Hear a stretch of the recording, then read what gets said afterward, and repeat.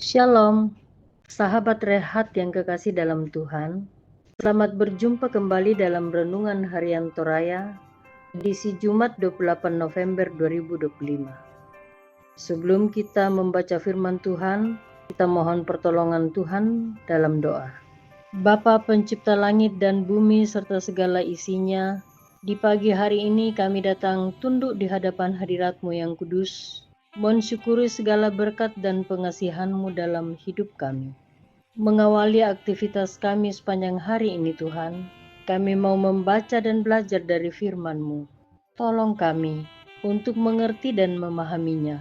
Dalam nama Tuhan Yesus kami berdoa. Amin.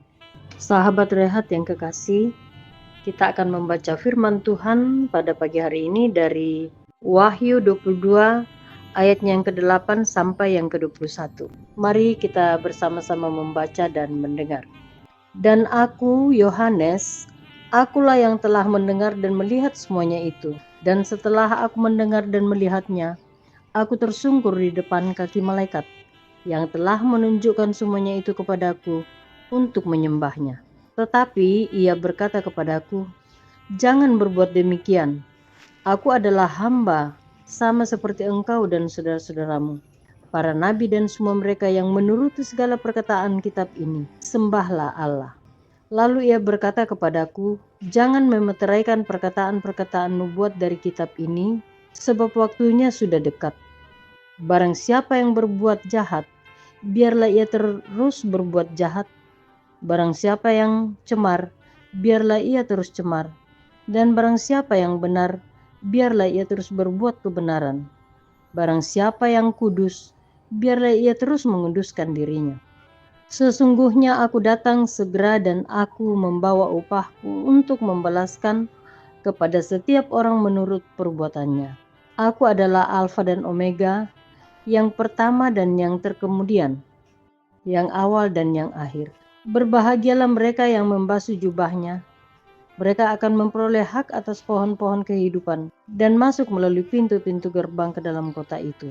Tetapi anjing-anjing dan tukang-tukang sihir, orang-orang sundal dan orang-orang pembunuh, penyembah-penyembah berhala dan setiap orang yang mencintai dusta dan yang melakukannya tinggal di luar. Aku, Yesus, telah mengutus malaikatku untuk memberi kesaksian tentang semuanya ini kepadamu bagi jemaat-jemaat. Aku adalah Tunas, yaitu keturunan Daud, bintang timur yang gilang gemilang. Roh dan pengantin perempuan ini berkata, "Marilah," dan barang siapa yang mendengarnya, hendaklah ia berkata, "Marilah," dan ia akan datang, dan barang siapa yang mau, hendaklah ia mengambil air kehidupan dengan cuma-cuma. Aku bersaksi kepada setiap orang yang mendengar perkataan-perkataan nubuat dari kitab ini. Jika seorang menambahkan sesuatu kepada perkataan-perkataan ini, maka Allah akan menambahkan kepadanya malapetaka-malapetaka yang tertulis di dalam kitab ini. Dan jikalau seorang mengurangi sesuatu dari perkataan-perkataan dari kitab nubuat ini, maka Allah akan mengambil bagiannya dari pohon kehidupan dan dari kota kudus, seperti yang tertulis di dalam kitab ini. Ia memberi kesaksian tentang semuanya ini, berfirman, "Ya, aku datang segera." Amin. Datanglah Tuhan Yesus. Kasih karunia Tuhan Yesus menyertai kamu sekalian. Demikian firman Tuhan, Bapak, Ibu, dan saudara-saudara sekalian. Amin. Sahabat rehat, tema daripada pembacaan kita hari ini adalah mempertahankan hak atas pohon kehidupan. Tontong untoy manda tanah diomai kayu katuan.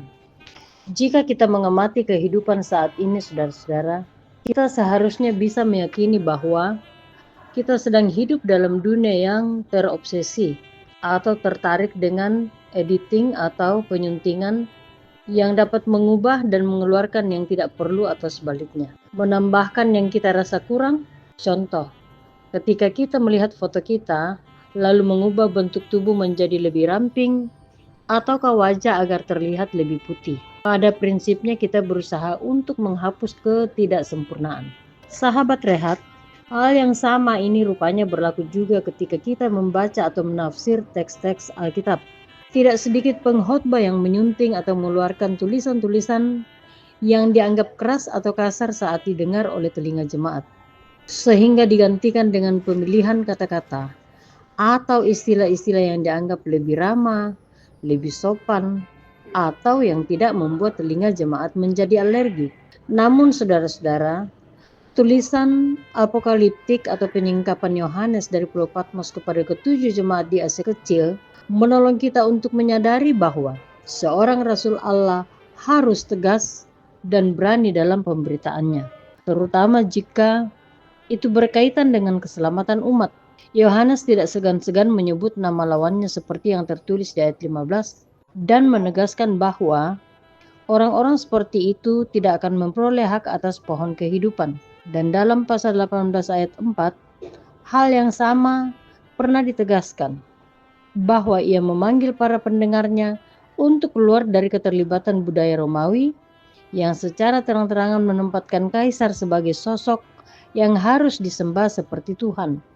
Pesan ini, saudara-saudara, mendorong orang percaya untuk berani meninggalkan praktek-praktek hidup atau bahkan lingkungan pergaulan yang bisa membuat kita turut ambil bagian dalam dosa dan menjauhkan kita dari hak-hak atas pohon kehidupan.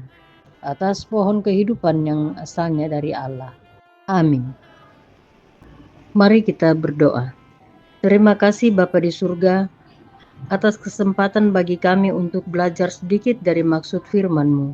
Kiranya roh hikmat bekerja dalam hati kami untuk selalu menjaga dan memberi petunjuk kepada kami dalam mempertahankan hak-hak atas pohon kehidupan yang asalnya dari Tuhan.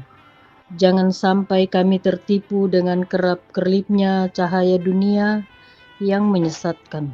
Berdoa Tuhan untuk jemaat Tangerang dalam segala bentuk kehidupan, sukacita, sakit, bergumul tentang anak-anak dalam masa muda dan pendidikan, bahkan yang sudah bekerja. Tuhan kiranya selalu menjadi nakoda dan penolong untuk kami semua. Berdoa untuk pemerintah Indonesia, bangsa kami. Kiranya Tuhan menolong untuk menjalankan misi, mempertahankan kemerdekaan bangsa, dan mensejahterakan rakyat dengan jujur dan bertanggung jawab. Tuhan, inilah ucapan syukur dan doa permohonan kami. Ampuni kesalahan kami. Dalam nama Tuhan Yesus kami berdoa. Amin.